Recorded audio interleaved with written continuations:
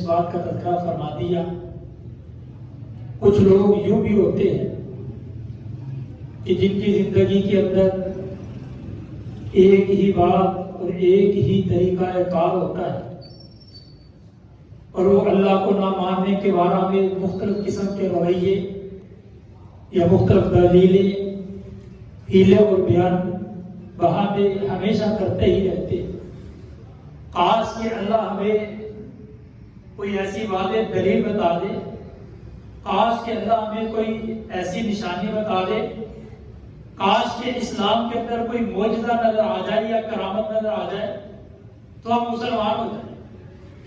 ایسے ہی رسول اللہ صلی اللہ علیہ وآلہ وسلم نے بھی فرما دیا کہ سمودیوں نے سیدنا صالح علیہ السلام سے یہ مطالبہ کیا کہ آپ کیوں نہ اللہ سے ایک ایسی نشانی ہمارے سامنے دے کہ جب ہم اس نشانی کو دیکھیں تو ایمان لے آئے، لیکن اللہ ہمارے پروردگار کی طرف سے جو نشانی کو دیکھنے کے بعد ایمان نہ لائے، پھر اللہ کی طرف سے اس کے اوپر عذاب بھی نازل ہوتا ہے۔ جناب صالح علیہ السلام نے دعا کی، اللہ تو ہمیں کوئی نشانی دکھا دے، شاید کہ یہ مسلمان ہو جائے۔ میرے رب نے سامنے پہاڑ میں سے ایک اونٹنی کو نکال دیا جو بن ماں اور باپ کے پیدا ہوئی، اور کچھ ہی لمحوں کے بعد لوگوں کے سامنے بنا باپ کے ایک بچے کو جنم دیا۔ یہ اللہ کی نشانی تھی، لیکن اس کے باوجود بھی قوم مسلمان نہ ہوئی۔ اللہ نے ان کے اوپر اپنے عذابات کو نازل کر دیا۔ اسی کے اندر اللہ نے اس بات کا بھی تذکرہ فرما دیا، ہم نے فرعونیوں کے اوپر ایک نہیں 20 عذاب نازل کر دیے، کبھی خون کا عذاب، کبھی ٹڈیوں کا عذاب، کبھی جوؤں کا عذاب، کبھی قحط سالی کا عذاب، اور ہر عذاب کے بعد کبھی بھوک اور پیاس کا عذاب آتا، لیکن ہر عذاب کے بعد وہ پہلے سے بدتر ہو کر کے قوم کے سامنے آتے، پہلے سے زیادہ ہٹ درمی کی طرح اللہ رب کی مخالفت کرتے۔ جب عذاب آتا تو کہتے کہ اس میں سے نکل گئے تو موسیٰ کے ہاتھ میں بیعت کر لیں گے، جب عذاب سے نکلتے تو اللہ کی سرکشی کرتے، اللہ کا انکار کرتے۔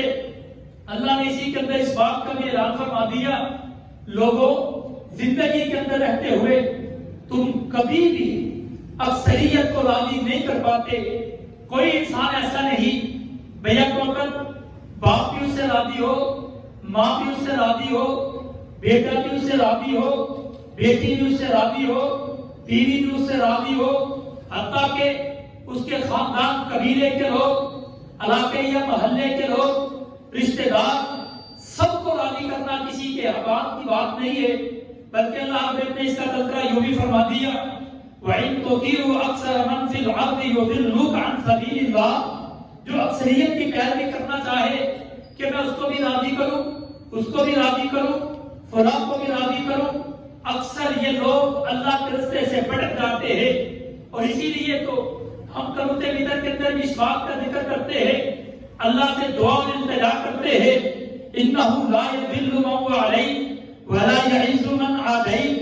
عزت اللہ کی طرف سے ہے، اگر اللہ رب کسی کو عزت دے، پوری دنیا مل کر کے بھی اس کے مخالف ہو جائے تو وہ اللہ کی دی ہوئی عزت کو کبھی بھی پتے پشت نہیں ڈال سکتا۔ اسی لیے اللہ نے اس بات کا بھی اعلان فرما دیا، مردہ کون ہے؟ مردہ ایک تو وہ ہے جس کو کندھوں پہ اٹھا کر کے قبرستان میں چھوڑ کے آتے ہیں، لیکن دوسرا مردہ وہ بھی ہے جس کا ضمیر مردہ ہو چکا، جس کا ایمان مردہ ہو چکا، جو ضمیر جس کا مر چکا ہے، نفس جس کا اللہ کے دین سے رہ چکا ہے۔ اللہ فرماتے ہیں وَمَنْ كَانَ مَيِّتًا فَأَحْيَيْنَاهُ وَجَعَلْنَا لَهُ نُورًا يَمْشِي بِهِ۔ ہم کچھ لوگوں کو جن کو ہدایت سے عاری کر دیتے ہیں، جن کے سینے سے ہدایت نکل جاتی ہے، حقیقت میں یہ لوگ اندھے ہو کر کے یا مردہ ہو کر کے زندگی گزارتے ہیں۔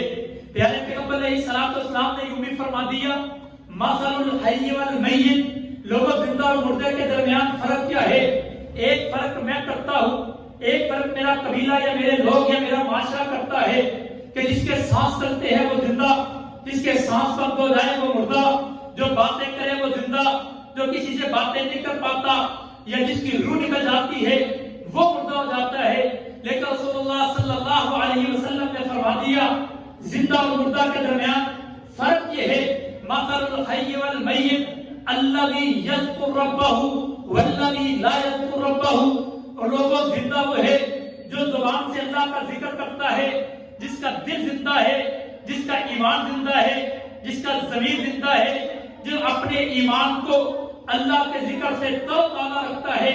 حقیقت میں وہ انسان زندہ ہے. اسی میں اللہ نے اس بات کا اعلان فرما دیا گمراہی اور اندھیرے میں انسان کب ہوتا ہے. اللہ بے فرماتے ہیں قد خسر الذین قتلوا اولادهم سقام بغیر علم.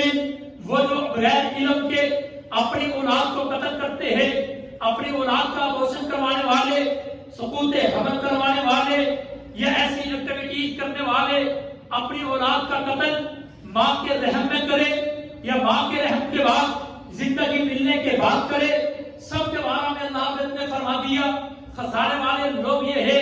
ساتھ اس بات کا بھی اعلان فرما دیا وَلَا تَقْتُلُوا أَوْلَادَكُمْ. لوگوں اپنی اولادوں کو قتل نہ کیا کرو. یہ مت سمجھو کہ میں اپنی اولاد کو کھلاؤں گا کہاں سے. اتنی مہنگائی کے دور میں 2 بچوں کو نوانا گھرانا مشکل ہے. اللہ نے فرما دیا نحن نرزقکم وإیاکم. ہم تمہیں بھی رزق دیتے ہیں اور آنے والے کو بھی رزق ہم دیں گے، کیونکہ رزق کا ذمہ تیرے اوپر نہیں ہے بلکہ رزق تو ہم دیتے ہیں. اور رزق وما من دابۃ فی الارض الا علی اللہ رزقها. رزق کا ذمہ جو بھی چپایا، جو بھی جاندار زمین پہ ہے، اس کے رزق کا ذمہ میرے رب کے پاس ہے. اللہ نے اس بات کا بھی ذکر فرما دیا لوگوں فصل کاٹنے کے وقت تمہارے اوپر ضروری ہے کہ فصل کا عشر جیسے مال کی زکات دیتے ہو ویسے فصل کا عشر بھی دیجئے. فصل کا عشر کیسے دیجئے؟ جو فصل بارش سے، جو فصل نہری پانی سے آپ جن کو دیا جاتا ہے، اب یاری جن کی ہوتی ہے ان میں سے 20واں حصہ، اور جن میں سے آپ ان میں سے 20واں حصہ، اور جن میں سے انسان مشقت کے ساتھ کرتا ہے ان میں سے 10واں حصہ دینا اس کے لیے ضروری ہو. اللہ نے فرما دیا وَأَنْتُ حَقَّهُ يَوْمَ حِسَابِهِ. جس دن تم اس کو کاٹتے ہو تمہارے اوپر ضروری ہے کہ تم ان کا حق ادا کرو. جو فصل اللہ نے تمہیں دی ہے اس فصل کا عشر اللہ کے راستے کے اندر خرچ کر دو. اس کے بعد اللہ نے بھی انہیں 4 چیزوں کو منع فرما دیا کہ مردار گوشت نہیں کھانا، خنزیر کا گوشت نہیں کھانا، دم مسفوح نہیں کھانا، اور حلال کا بھی جانور ہو، وہ بکرا چھترا کیوں نہ ہو، وہ گائے بھیڑ کیوں نہ ہو، وہ حلال کے جانور کیوں نہ ہو، لیکن جس کے اوپر اللہ کا نام نہ لیا گیا ہو وہ بھی جانور آپ نے نہیں کھانا. اللہ نے اس کو بھی تمہارے اوپر حرام کر دیا. اسی میں اللہ نے کچھ کبیرہ گناہوں کا بھی تذکرہ فرما دیا. اللہ نے فرماتے ہیں اللہ تشرکوا بہ شیئا. لوگوں رب کے ساتھ کسی کو شریک نہیں بنانا. وبالوالدین احسانا. والدین کے ساتھ احسان کرنا ہے، کیونکہ رسول اللہ صلی اللہ علیہ وسلم نے فرما دیا ان اللہ حرم علیکم عقوق الامہات. اللہ نے تمہارے اوپر والدین کی نافرمانی کو حرام کر دیا ہے. اور اسی طرح اللہ نے اس بات کا بھی اعلان فرما دیا وَلَا تَقْرَبُوا الْفَوَاحِشَ مَا ظَهَرَ مِنْهَا وَمَا بَطَنَ. جو ظاہری طور پہ فحش کلامی ہوتی ہو یا ظاہری طور پہ فحاشی ہوتی ہو، ان کاموں کے قریب بھی نہ جاؤ. ان کاموں کو کرنا تو دور کی بات ہے، ان کے قریب بھی جانے سے بچ جاؤ. اور ساتھ فرمایا وَلَا تَقْرَبُوا مَالَ الْيَتِيمِ. لوگوں یتیم کے مال کے قریب نہ بھٹکو. یتیم کا مال کھانا تو دور کی بات ہے. اللہ نے فرمایا جو یتیم کے مال کو کھاتا ہے وہ گویا کہ اپنے پیٹ میں آگ کو بھرتا ہے. اسی لیے اللہ نے اس بات کا بھی تذکرہ فرما دیا وَمَنْ جَاءَ بِالْحَسَنَةِ فَلَهُ عَشْرُ أَمْثَالِهَا وَمَنْ جَاءَ بِالسَّيِّئَةِ فَلَا يُجْزَى إِلَّا مِثْلَهَا. لوگوں جو نیکی کرو گے میں نیکی کا بدلہ 10 سے دوں گا، اگر گناہ کرو گے گناہ کا بدلہ 1 سے دوں گا. بلکہ یہی نہیں، میں نے پہلے دن بھی اعلان فرمایا تھا اور حضرت امام احمد رحمت اللہ تعالی علیہ کا وہ عمل جو اپنے بیٹے عبداللہ کو بلا کر کے کہا کرتے تھے بیٹا نیکی کرنا تو عبادت ہے لیکن نیکی کی نیت بھی کیا کر، نیکی کا ارادہ بھی کیا کر.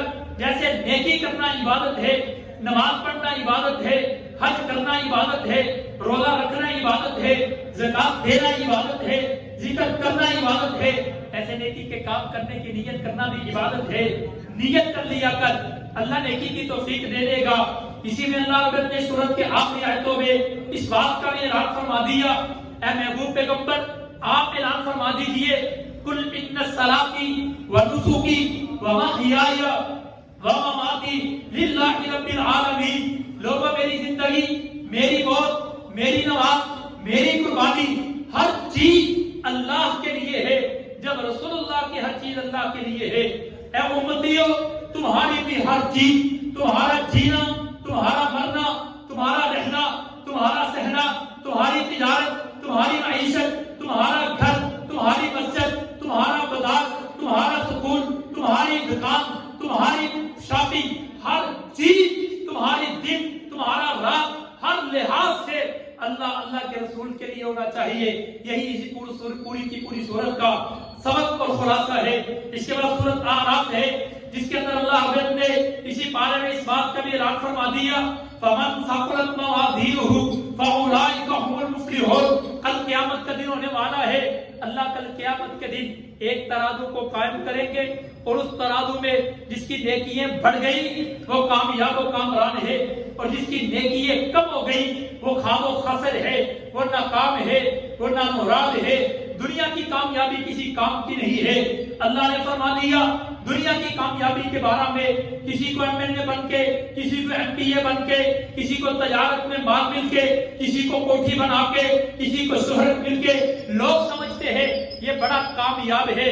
یہ کامیاب نہیں ہے، بلکہ اللہ نے فرما دیا فمن زحزح عن النار وادخل الجنہ فقد فاز۔ لوگوں کامیاب تو وہ ہے جو کل قیامت کے دن آگ سے بچا لیا گیا۔ دنیا تو دھوکہ ہی دھوکہ ہے۔ اسی صورت میں، اسی پارے میں اللہ نے سیدنا آدم علیہ السلام کا تذکرہ فرما دیا، لوگوں تمہارے باپ کا دشمن جو ہے، جو تمہاری ماں اور باپ کو جنت سے نکالنے والا، اللہ نے ذکر فرما دیا کہ قسمیں کھا کر کے اس نے کہا تھا، اور اپنے جال میں پھنسانے کے لیے قسمیں کھا کر کے تمہارے ماں باپ سے دشمنی کی تھی۔ اس سے سبق یہ ملتا ہے حلالی وہ ہوتا ہے انسان کے اندر اگر یہ مادہ ہو، انسان کے اندر اگر شرم و حیا ہو تو کبھی اپنے والدین کے دشمنوں کے ساتھ دوستی نہیں کرتا۔ اللہ نے واضح طور پہ فرما دیا یہ تمہارا بھی دشمن ہے، تمہارے باپ دادا کا بھی دشمن ہے، تمہارے باپ آدم علیہ السلام کا بھی دشمن ہے۔ اور اسی کے اندر اللہ نے اس بات کا بھی تذکرہ فرما دیا، جو لوگ 15ویں شب کو یہ روایت بیان کرتے ہیں کہ اللہ رب نے حضرت آدم علیہ السلام کی توبہ کو یوں قبول کیا کہ حضرت آدم نے کہا اللہ تمہیں رسول اللہ کا واسطہ میری توبہ کو قبول کر لے۔ اللہ نے توبہ کو قبول کر لیا۔ جھوٹ ہے، اللہ کی قسم جھوٹ ہے۔ یہ روایت مستدرک حاکم کے اندر ہے، جس کو حضرت امام ظاہری رحمۃ اللہ تعالی علیہ نے اس حدیث کو حدیث نراق بھی کہتے ہیں، کہا یہ موضوع اور من گڑت ہے۔ اللہ نے اس سپارے کے اندر اس بات کا اعلان فرما دیا ہم نے حضرت آدم علیہ السلام کی توبہ کو کیسے قبول کیا۔ وہ الفاظ ربنا ظلمنا انفسنا وان لم تغفر لنا وترحمنا لنكونن من الخاسرین، یہ الفاظ زبان سے حضرت آدم نے نکالے تھے، اللہ نے گناہ کو معاف کر دیا۔ اسی پارے کے اندر اللہ نے اپنے بندوں کا بھی تذکرہ فرما دیا اور ان کی عبادت کا بھی تذکرہ فرما دیا۔ لوگوں عبادت اللہ کے ڈر سے، عبادت اللہ کے شوق سے کرنی چاہیے۔ آج کچھ صوفی بھی کہتے ہیں لالچ لے کر کے، جنت کی لالچ لے کر کے عبادت کرنا گناہ ہے، لیکن رب کے قرآن نے واضح طور پہ کہہ دیا وَادْعُوهُ خَوْفًا وَطَمَعًا، اللہ کا ڈر، اللہ کی لالچ دل میں رکھو اور اس کی عبادت کرو۔ اسی پارے کے آخر میں اللہ نے 5 قوموں کا تذکرہ بھی فرما دیا۔ قوم نوح کا تذکرہ کیا، فرمایا لَقَدْ أَرْسَلْنَا نُوحًا إِلَىٰ قَوْمِهِ فَقَالَ يَا قَوْمِ اعْبُدُوا اللَّهَ۔ حضرت نوح علیہ السلام نے آ کر کے اپنی قوم سے کہا لوگوں اللہ کی عبادت کرو۔